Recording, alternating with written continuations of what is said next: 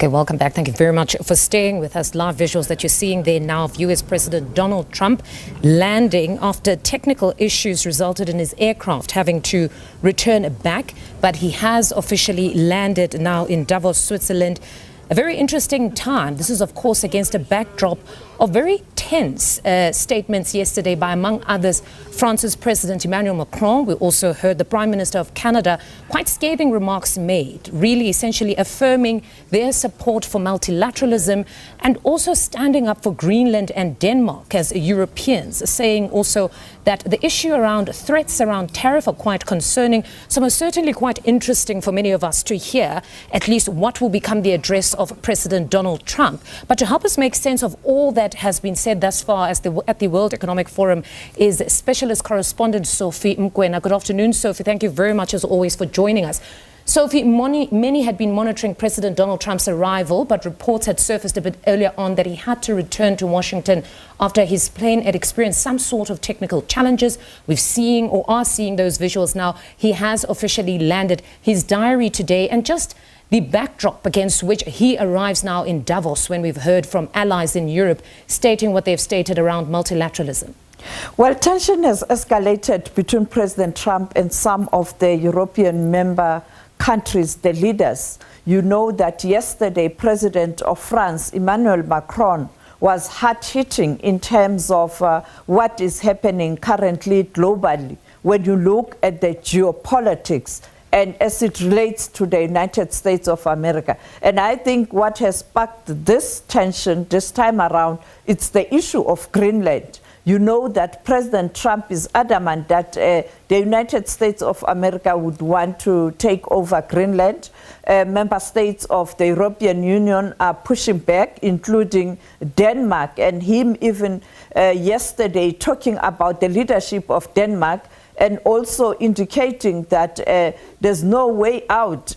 America will definitely have to take control of Denmark. Other people even ask him that if this doesn't happen amicably, what's going to happen? What will be the action?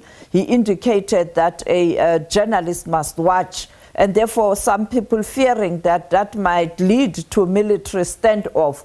The division between the president and member states of Europe is also playing itself as it relates to NATO.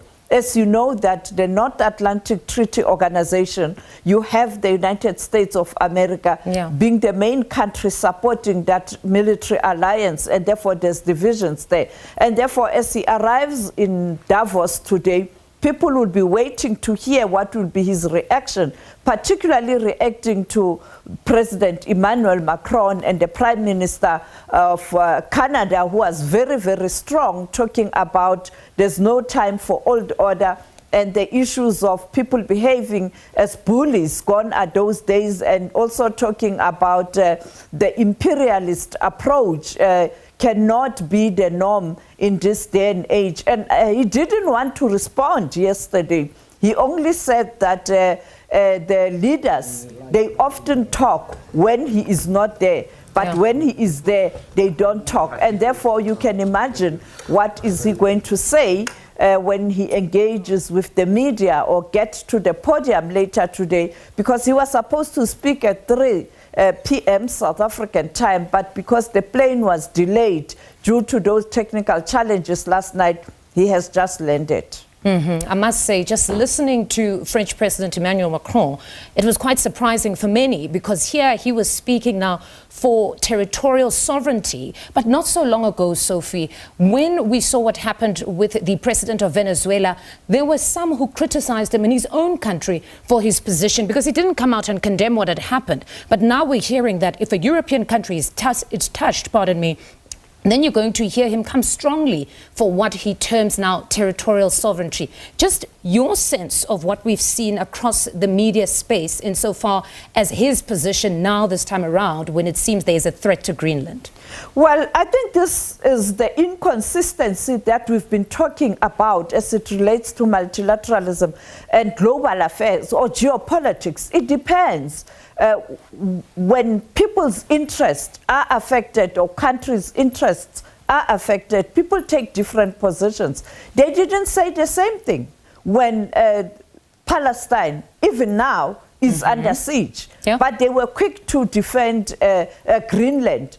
What are they saying? In fact, they support Israel behind the scenes as it relates to the situation in Gaza. And therefore, that's inconsistency. And that is why Russia was very firm last week that there's inconsistency in terms of how you deal with issues of intervention. For example, quite critical about Russia's invasion in Ukraine. But they are not similarly expressing the same passion when it relates to America invading Venezuela and Israel invading Palestine, particularly the Gaza Strip. And therefore, unfortunately, multilateralism is now just there on paper and statements, but they are not defending multilateralism practically, but also the territorial integrity of other countries.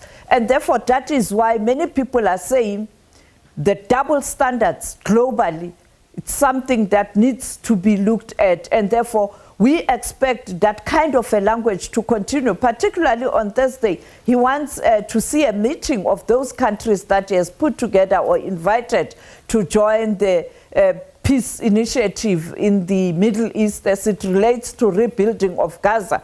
Now the European countries are refusing to join because the issue at stake, it's not about taking a firm position that that's territorial interference in Palestine and also the exclusion of the neighboring countries, particularly the Arab states, and also certain countries who have supported Palestine. For example, a country like South Africa, the president earlier on was saying that he didn't receive an invitation. How do you ignore South Africa? South Africa has been there supporting Palestinian cause and calling for two-state solution, but you then don't even invite them because of these double standard and inconsistencies. Well, certainly it will be quite interesting to hear what the French have to say following that very scathing statement by their President Emmanuel Macron, but also to see what happens on the sidelines of Davos, because really that's where we're going to see whatever becomes their position. As you say, that Donald Trump has said on many occasions that there are many things that are said about him in his absence,